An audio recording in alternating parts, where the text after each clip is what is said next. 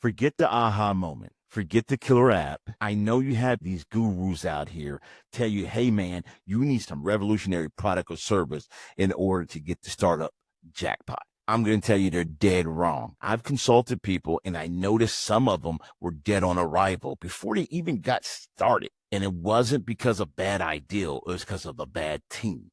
It is more important who you build with rather than what you build. This is the reason why you can't hire your best friend necessarily or your brother. Most entrepreneurs focus on building a product or service and never focus on properly building the team or don't even know how to do such. So today I'm going to dive in and I'm going to talk about how to build a team. At what stages should you bring people onto the team and actually how to pay for the team or not pay for the team. If you're interested in learning this, I'm going to tell you to stick around and let's go for this ride. I'm going to give you a warning. Today's going to be a little academic. It's not going to be as flashy and fancy. It's going to be getting down to the grassroots of things. But the first thing you have to do is you have to know who you are, what kind of culture and what you're trying to achieve with your startup. You have to know your ET, as I call it, and that's your entrepreneur type. If you don't know your entrepreneur type, don't worry. I got you. I got a link down in the description where I put together a 60-second assessment to be able to tell you what your ET is. Go ahead and take it before you even start building a team. And if you already start building a team, still take it because you might need to make some adjustments. When we're building a team, we got to know what our standards are. I call them non-negotiables. You have to have non-negotiables when putting your team together if you're going to have excellence, if you're going to achieve success. And I come up with 6 non-negotiables just from my experience of building teams the wrong way. I don't think I have fully built it the correct way yet, but I'm getting there.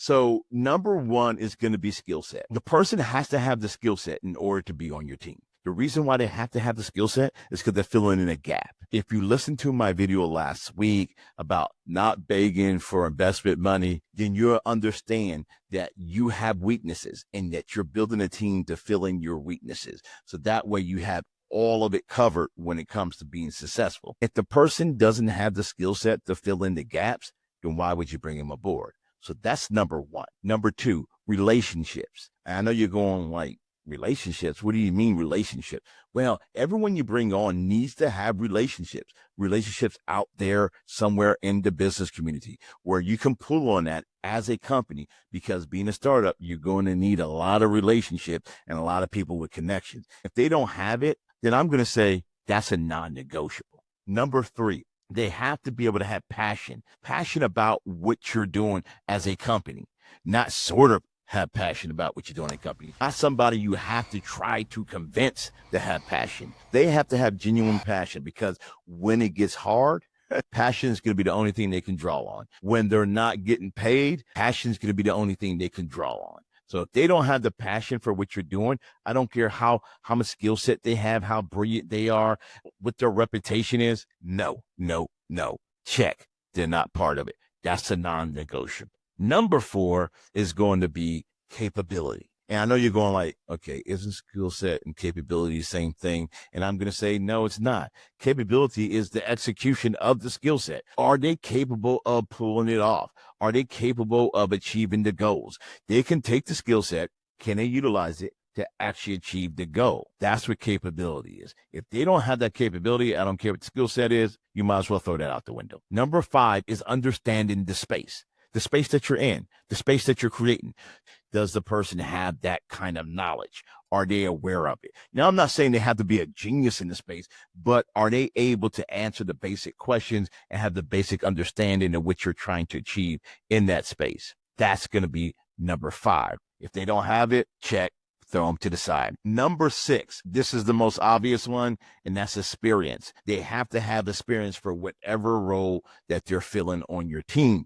Also, they have to have the experience in that space, because if they don't have the experience in that space, then it's going to be some ramp up time for them to learn how to adapt their experience to that space. Also, you want them to have some successful experience. You don't want them to just have experience and there's always failures and things didn't work out. You want some wins, even if they're not big wins. Winning is a habit. It becomes contagious. If they've been used to losing with their experience, then maybe their experience isn't that good. These are my 6 non-negotiables. You might want to adjust it for yourself, but I wouldn't compromise it because this is how you're going to build the success of your team. Now, the second part that we have to go into. Now, remember, I said it's going to be academic a little bit, so stay with me. This is very important because this is going to be vital to your operations and to you functioning and maybe getting capital from investors. The next thing you have to do is understand the stages of your startup, because in different stages, you're going to require different team members to be added. And I'm going to tell you when to add them and the reason for adding them. The first stage when it comes to startup is the ideation stage. This is where you take the ideal and you're actually starting to map it out. You are doing the problem solution fit, or you're looking at, is this ideal sufficient to be the solution for this problem for this market? In this particular stage, you're going to need a programmer or a designer. You don't need anybody full time. You can contract somebody to be a part of the team. So in other words, hey, I'm going to contract with you. The contract's going to say, when we receive venture capital or any type of investment money, we will bring you on as our programmer full-time paid. That's the kind of contract that I like. The other one could be, hey, we're going to pay you a discounted rate until we get to that stage. Or it's going to be, hey, we're just going to pay you a contracted amount and you're not going to be associated with the company as a team member. Stage number 2 is validation. This stage, you're going to require more team members be added. This is the stage where you're actually going to have a prototype made. So if it's design of a product, it has to be a prototype that is functional. If it's software or something like that, you have to have a software that is functional. So in this stage is you're actually going to test it. You're going to do alpha testing. You have a group of people that are going to alpha test it for you, not releasing it out there to the masses.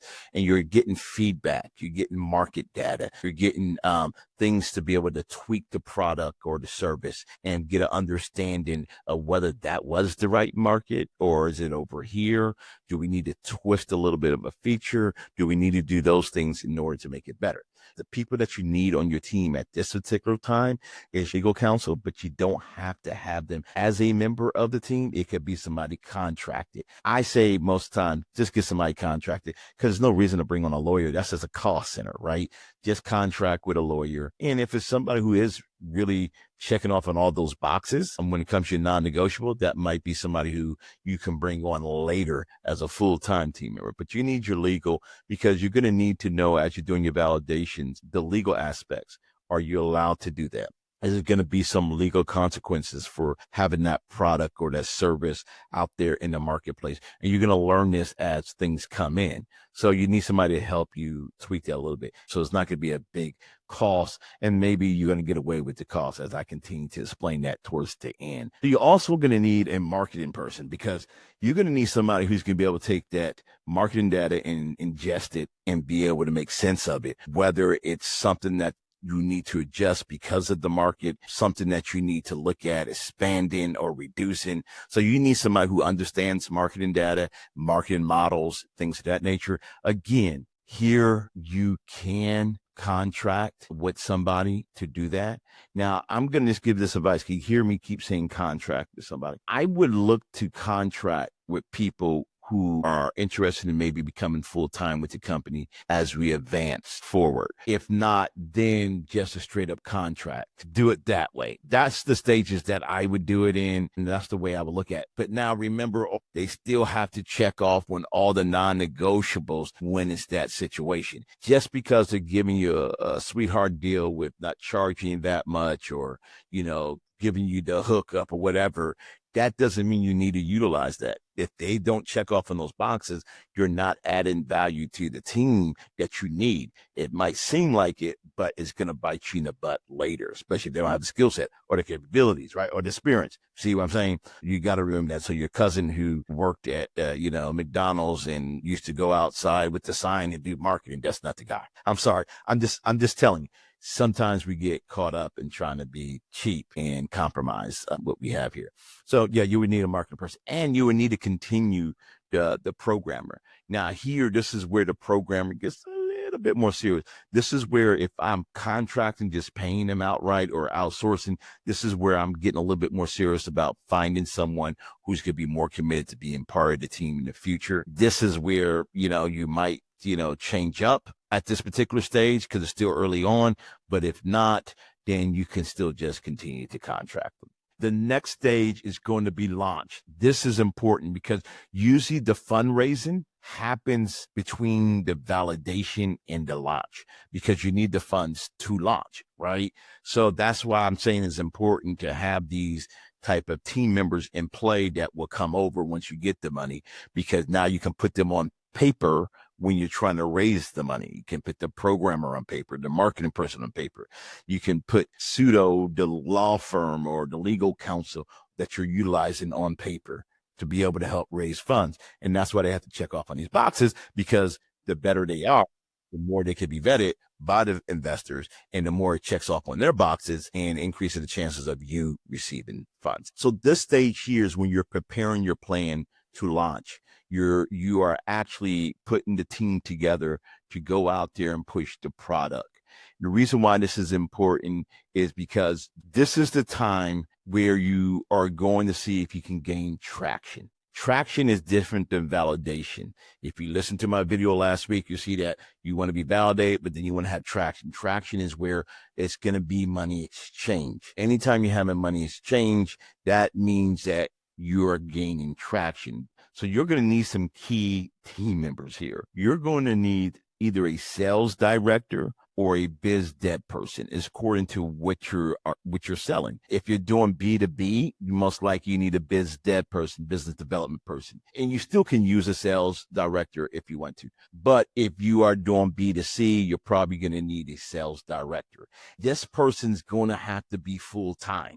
So right here in launch stage, the salesperson, the sales director, or the biz dev person's full-time. The programmer now is full-time. The marketing person is now full-time. One other person you need to add is an accountant. An accountant has to be added. Now, the accountant doesn't necessarily need to be full-time.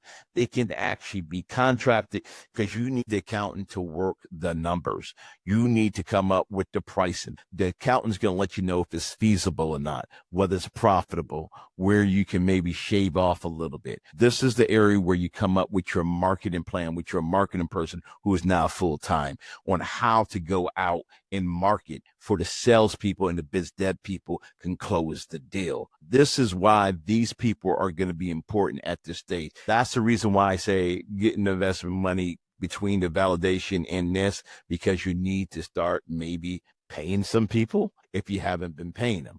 Now, still a way to get around that as well, and I'm going to go over that, but this is the reason why. If you can take this stage and you can take all your people who are part of your team that you did the non-negotiables with, if you did it right, and this is the right team, then you will be able to produce revenue to be able to help pay these people and to be able to move forward and flourish. Got me? The next stage is going to be the growth stage. This is the stage where you got to a certain point, you starting to grow a little bit, you starting to spread your wings.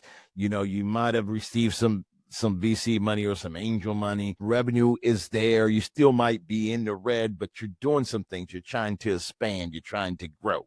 Now, everybody got to be on board, and we got to add one more person on board. We have to add a CFO. We're going to remove the accountant who's contracted. Now we're going to bring somebody on as a full-time financial officer, because now we have to keep up with the financial models, whether we're growing at the right speed. Is our costs increasing? Are we doing the things that we need to do to be able to push the revenue to make sure we can maintain? Now, I didn't miss a point in the launch stage that I want you to kind of keep in mind, that the legal person that you're contracting with doesn't have to be full-time with the team.